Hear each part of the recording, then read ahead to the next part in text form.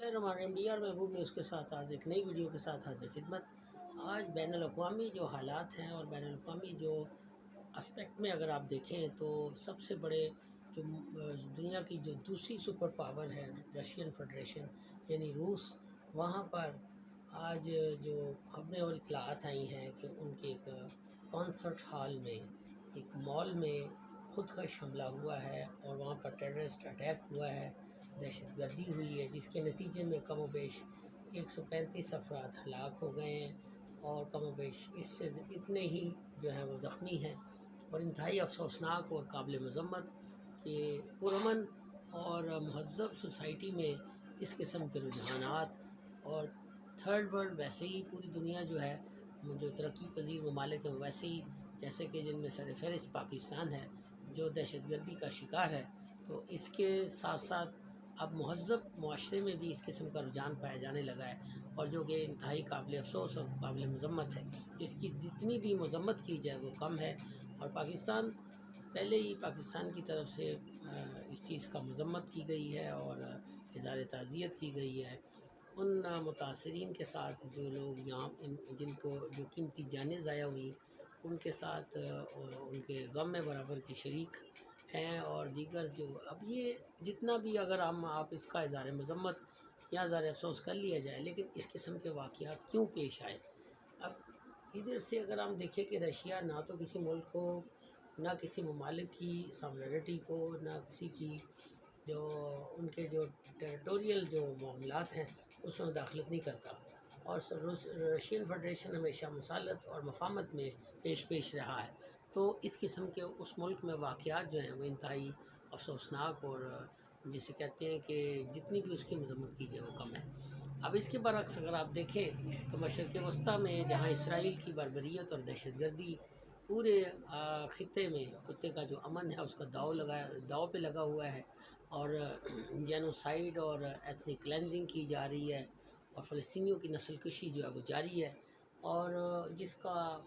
अक़वाम आलम को भी इसका इदराक है और तदारक करने के लिए अक़वाम मुत्तहिदा के जो एंटोनी गुतेरेस हैं सेक्रेटरी जनरल, वो भी रफ़ा क्रॉसिंग का दौरा कर रहे हैं और उन्हें बड़े क्लोज़ करीब नज़री से जाकर सारे जो इमदादी कामों का और इमदाद के हवाले से, खुराक के हवाले से और मेडिसन के हवाले से और उन लोगों की बेबसी जो देखी है फ़लस्तीनियों की और इस हवाले से इसराइल को ज़रा भी किसी चीज़ की कोई परवाह नहीं है, कोई इंटरनेशनल लॉ की परवाह नहीं है और ना ही वो इस सिलसिले में कोई मेरे ख़्याल से कोई आगे कोई सोचेगा और उसको इस चीज़ का कोई एहसास भी होगा। लेकिन उसके बरक्स आप देखें कि निशान नफ़रत और निशान इबरत पूरी दुनिया लान तान कर रही है, पूरी दुनिया जो है वो कंडेम्ड कर रही है कि सीज़ फायर होना चाहिए और फ़लस्तीनियों को उनका राइट मिलना चाहिए, उनको उनकी जो है ना फ्री सेपरेट स्टेट का नारा लग चुका है। फ़लस्तीनियों को भी आज़ादी राय आज़ादी ज़िंदगी गुजारने का पूरा हक़ हासिल है, जैसे कि पूरी दुनिया में दीगर कवाम को भी यह हक़ हासिल है। लेकिन इसराइल टस से मस नहीं हो रहा और वो रफ़ा पर चढ़ाई करना और फ़ौज कशी करने के लिए, ज़मीनी हमले करने के लिए मुतअद्दिद बार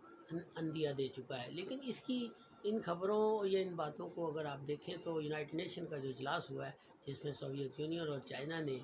अमेरिका की पेश करदा करारदाद को वीटो कर दिया है, तो बिलाशुबा अमेरिका, अगर हम अमेरिका की हालात मामलात पर ज़रा गौर डालें तो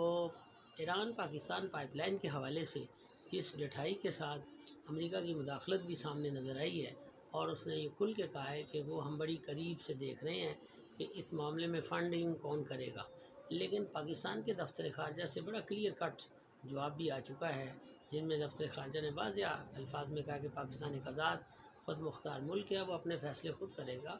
और होना भी बिलाशुबा ऐसे ही चाहिए। तो इसके बरक्स अगर आप अमेरिका के हालात देख लें तो अमेरिका के जो स्कूल का तालीम का जो इंफ्रास्ट्रक्चर है या और के दीगर मामलात हैं, तो 20 साल से 25 साल से अमेरिका दुनिया के मामलात में जिस तरह टांग अड़ाता चला जा रहा है और उसने टांग अड़ाई हुई है और उस मामले में उसका अपना इंफ्रास्ट्रक्चर जो तलीमी म्यार है, तलीमी निज़ाम है, उसकी अपने अगर उसको फोकस करना चाहिए और उधर से अब देखिए उसकी बुनियादी वजह क्या है, जंगें।